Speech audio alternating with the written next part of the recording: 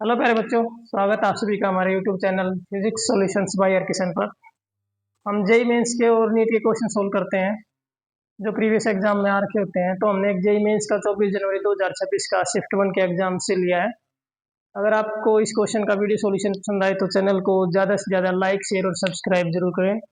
हम बहुत आभारी रहेंगे इसके लिए आपके। अब जैसे स्टेटमेंट है, in a spherical distribution potential is given by v equals to a r square plus b। Potential हमें गिवन है। Determine the charge present in sphere of radius r। हमने चार्ज की वैल्यू फाइंड आउट करनी है। तो हमें पता है कि भी according to Gauss law E dot d a equals to होता है हमारे पास q ओवर एप्सिलॉन नॉट।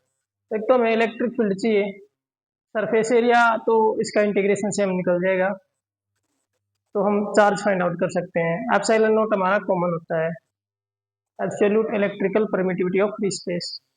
तो जैसे ये हमारा एक आर रेडियस का स्फीयर है, तो अब हमने निकालना है total charge inside it. Potential हमें गिवन है। अब हमें पता है जो इलेक्ट्रिक फील्ड होता है वो होता है minus d v by d r, negative potential gradient.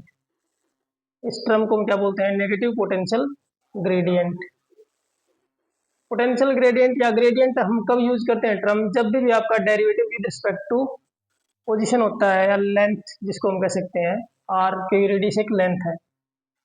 तो यहाँ से हम इलेक्ट्रिक फील्ड निकालेंगे तो minus d by d r of potential की वैल्यू है a r square plus b. तो जब हम डेरिवेटिव करेंगे तो हमारी ये 2 पावर आगे आ जाएगी, 2 ar की पावर 1 प्लस कॉन्स्टेंट का डेरिवेटिव क्या हो गया 0, तो -2 ar। इलेक्ट्रिक फील्ड हमारा ये आ गया जब हमारा गॉसियन सरफेस हमने इनसाइड लिया है कोई जिसकी रेडियस क्या है स्मॉल आर।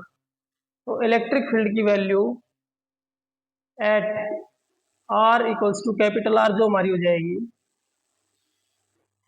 वो हो जाएगी -2a कैपिटल आर। जो इलेक्ट्रिक फील्ड होता है वो क्या होता है? Radially outward. अब जैसे यहाँ अगर हम इसको सोल्व करें तो ये जब हम डॉट प्रोडक्ट का ये फॉर्मूला लिखेंगे तो वो हो जाएगा E d A cos of theta equals to q by epsilon naught. Cos theta की वैल्यू 1 हो जाएगी क्योंकि जो गॉसियन सरफेस आपने यहाँ पर लिया है उसका नॉर्मल वेक्टर भी आउटवर्ड होता है, इलेक्ट्रिक फील्ड भी, तो दोनों पैरेलल है, इलेक्ट्रिक फील्ड और एरिया वेक्टर। कोस 0 1।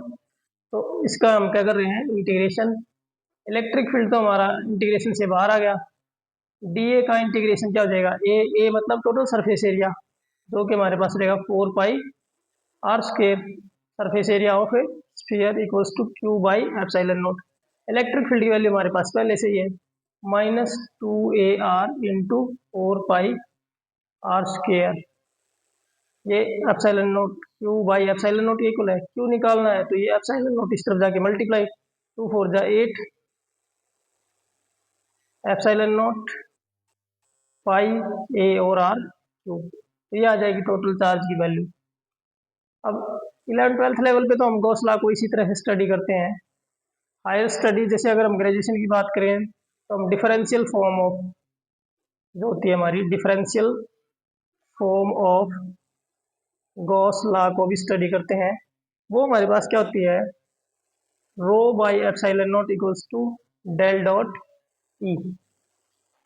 तो रो होती है density equals to epsilon naught times del dot E की जगह हम लिख सकते हैं 1 by r square into d by d r of r square into E. ये हमारी क्या होती है? Poisson's equation. तो हमारे पास epsilon naught 1 by r square d by d r of r square into ई की वैल्यू क्या हमारी -2ar, माइनस तो बाहर आ गया 2ar। तो epsilon naught times 1 by r square. जब हम डेरिवेटिव करेंगे तो ये जो टर्म है हमारी ये हो जाएगी 2ar क्यूब। तो जब डेरिवेटिव करोगे 3 पावर आगे आ जाएगी, अंदर आ जाएगा इंटू में 2ar की पावर 2। ये इससे कैंसल, तो जो डेंसिटी हमारी आ गई वो आ गई -6a एप्सिलॉन नॉट। चार्ज हो जाता है आपका डेंसिटी इंटू वॉल्यूम। तो टोटल चार्ज क्या जाएगा, डेंसिटी की वैल्यू है -6 A एप्सिलॉन नॉट, वॉल्यूम जो होती है 4/3 pi r cube of this sphere. तो ये 3 से कैंसिल हो गया, 2 पर 2 4 जा 8। तो चार्ज जो हमारा आ जाएगा, इसको मैं यहाँ लिख रहा हूँ, 2 4 जा 8 माइनस साइन पहले से है A epsilon naught pi r cube. तो आप differential form of Gauss law, जो कि हमारी rho by epsilon naught equals to del square V भी होती है पॉइजन इक्वेशन, इनका यूज करके भी निकाल सकते हैं। तो अगर आपको इसका वीडियो सॉल्यूशन पसंद आए तो चैनल को लाइक शेयर और सब्सक्राइब जरूर करें।